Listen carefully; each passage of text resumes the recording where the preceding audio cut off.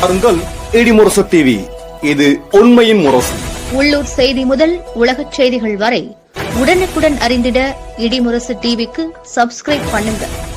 குளித்தலையில் செல்வ விநாயகர் கோவில் கும்பாபிஷேக விழா பக்தி உணர்வுடன் நடைபெற்றது. கரூர் மாவட்டம் குளித்தலை நெடுஞ்சாலைத்துறை அலுவலகம் அருகிலுள்ள பயணியர் விடுதி பக்கத்தில் அமைந்துள்ள செல்வ விநாயகர் கோவில் புதுப்பிக்கப்பட்டதைத் தொடர்ந்து கும்பாபிஷேக விழா சிறப்பாக நடைபெற்றது. காலை முதலே யாக பூஜைகள் நடைபெற்ற நிலையில் புனித நீர் நிரம்பிய கும்பம் கோபுர கலசத்திற்கு சிவாச்சாரியார்கள் வேத மந்திரங்கள் ஒலிக்கச் செய்து ஊற்றினர். இதனைத் தொடர்ந்து தீபாராதனை காண்பிக்கப்பட்டு பக்தர்களுக்கு புனித நீர் தெளிக்கப்பட்டது.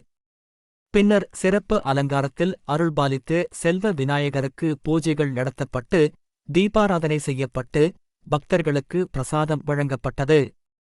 இந்த நிகழ்ச்சியில் கரூர் நெடுஞ்சாலைத்துறை கோட்ட பொறியாளர் ரவிக்குமார், உதவி கோட்ட பொறியாளர் கணபதி, உதவி பொறியாளர் ஜெயபால் உள்ளிட்ட அதிகாரிகள், அலுவலக பணியாளர்கள் மற்றும் ஒப்பந்ததாரர்கள் கலந்து கொண்டனர். இந்த கும்பாபிஷேக விழாவில் உள்ளூர் மக்கள் மற்றும் பக்தர்கள் திரளாக பங்கேற்று வழிபாடு செய்தனர். கோவில் வளாகம் முழுவதும் பக்தர்கள் வெள்ளத்தில் நிரம்பி வழிந்தது. கும்பாபிஷேக விழாவுக்கு வந்திருந்த பக்தர்களுக்கு சிறப்பு அன்னதானம் வழங்கப்பட்டது.